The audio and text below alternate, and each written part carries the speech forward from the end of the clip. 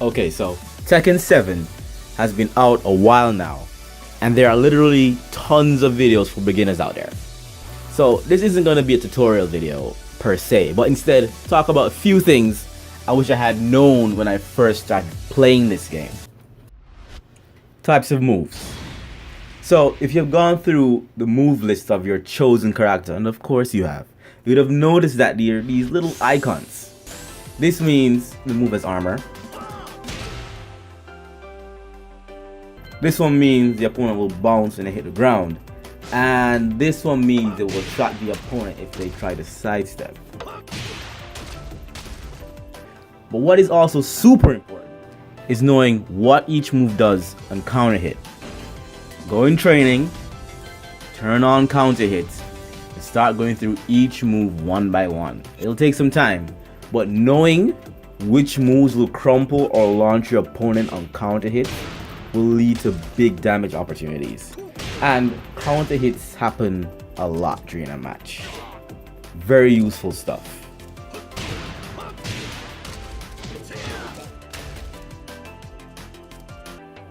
Types of stances. So Tekken has general stances for all characters.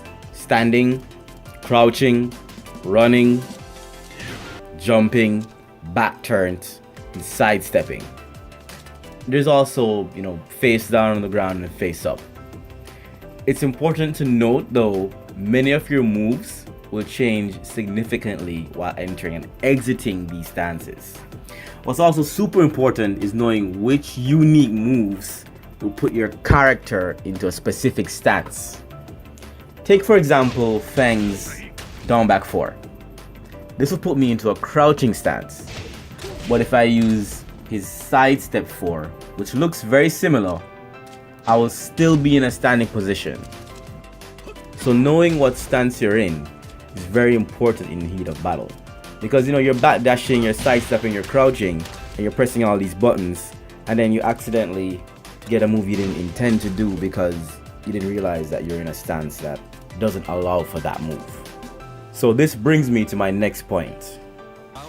So your opponent is mashing that jab button, or throwing out flip kicks, or he just got knocked down and he's sliding and sweeping and twirling all over the place. Stay calm, and please don't mash. I know it's hard, because you want to get him off of you as soon as possible, but the only thing that's going to happen is you get whiff punished and counter hit right in the face. Just keep backdashing, keep backing up, and watch for that low or throw or that big punishable move, because you know it's coming. Which leads me to the next big point, which is movement. It's so important in this game. It's so important. You kind of always want to be spacing yourself in a match, backdashing and sidestep as the fight goes on. The biggest reason for this in Tekken is that whiff punishing is a lot easier in Tekken than other fighters because there are a lot more frames involved in move animation and recovery. Baiting your opponent into throwing out a move becomes super important.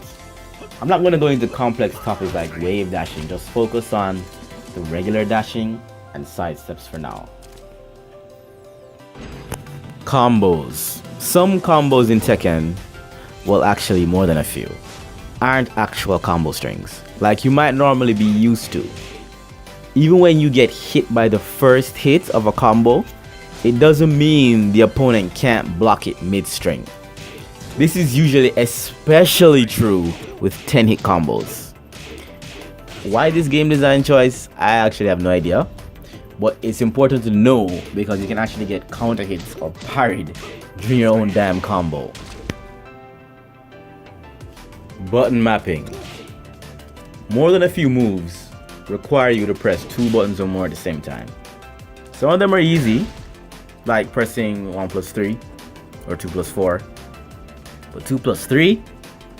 Why do these things to your poor stubby fingers?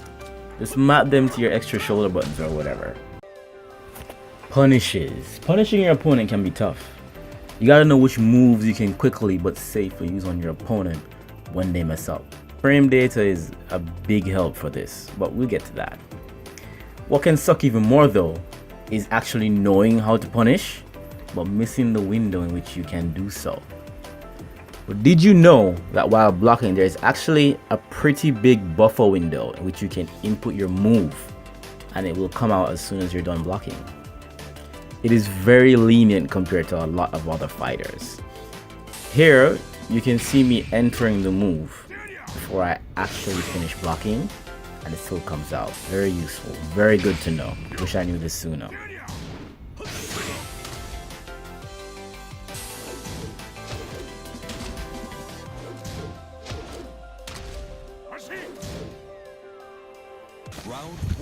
Frame data. So if you really want to climb the ranks in this game, or most fighting games for that matter, you have to know the frame data for your character and the ones you'll be up against. Not necessarily all of the frame data, but key moves that can lead to big damage. Those moves are usually very punishable on block. I use a lovely app called T7 Chicken, which I open and use every time I get my ass kicked. Why I got counter hit after blocking this move? What's the best punish for this sweep? Which of my moves gives the best advantage on block? Or on hit for that matter? The answer lies in the heart of frame data. Okay, that wraps up this quick little video on 8 things I wish I knew when I just started playing Tekken. Hope you found some of this information useful, and thanks for watching.